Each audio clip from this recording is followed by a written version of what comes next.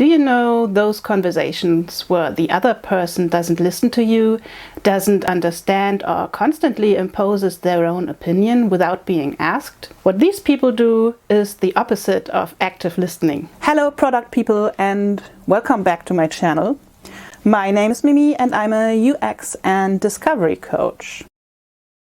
Active listening is a skill that can be acquired and developed with practice. It includes not only listening with your ears, but with all your senses. Observe the speaking person and also try to perceive all their emotions and the mood. Active listening is not for all the communications you have throughout the day, although you can incorporate single techniques into your everyday life. Use active listening especially in those conversations where you want to fully understand the other person, where you want to make them feel safe and comfortable so that they can totally open up to you. User interviews are, for instance, a form of exchange where you want to definitely use active listening. In my latest blog post that I will link in the description below, I talked about critical thinking and I told you that active listening is one of the skills that helps you to be a better critical thinker. So let's jump in and find out how to do that. Okay, first of all,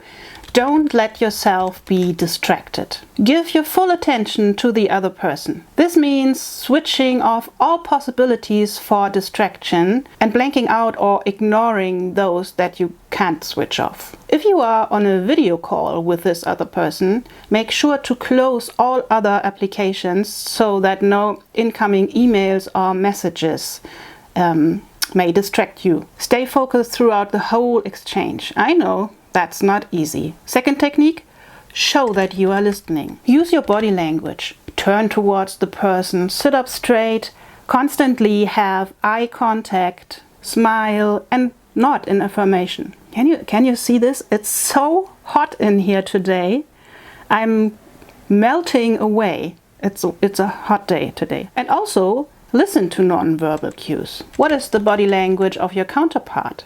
And what is their facial expression? Are they tense or are they relaxed? Are they angry, excited, nervous, sad, or are they happy? Are they smiling? Are they laughing? Try to read those emotions from their posture, from their facial expression, and also from their movements and from their hands. Mirroring is also a form of positive affirmation through body language. We often already use this unconsciously in our conversations. Try to use it consciously, but don't overdo it, otherwise it may seem intrusive or even unnatural. Mirroring can also be done verbally. It often manifests in matching the other person's physical actions, like movements, for instance. But it also can involve repeating words or phrases that the other person said to show that you are paying attention and are actually engaged in the conversation. And it may also involve mirroring the other person's pace or tone of voice. As already said, with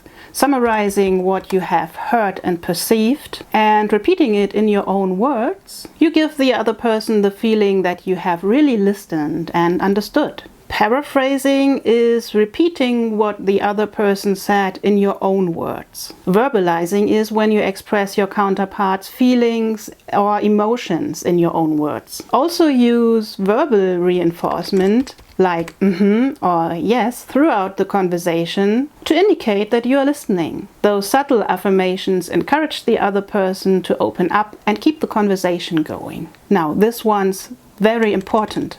Be open-minded. This exchange is about listening and understanding. Leave out yourself and your own experiences. Don't judge.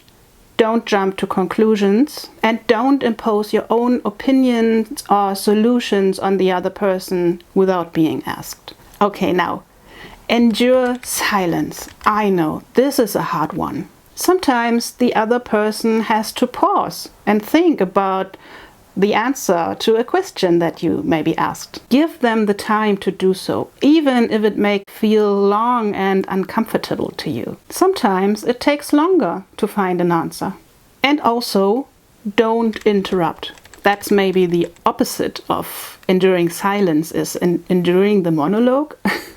I know some people tend to answer questions in long monologues. But unless your time frame is really short or the conversation is going into a completely wrong direction, let them talk. Don't interrupt them. Otherwise, you may lose the rapport that you have so painstakingly built up. And above all, you will interrupt your counterpart's train of thought. Ask questions.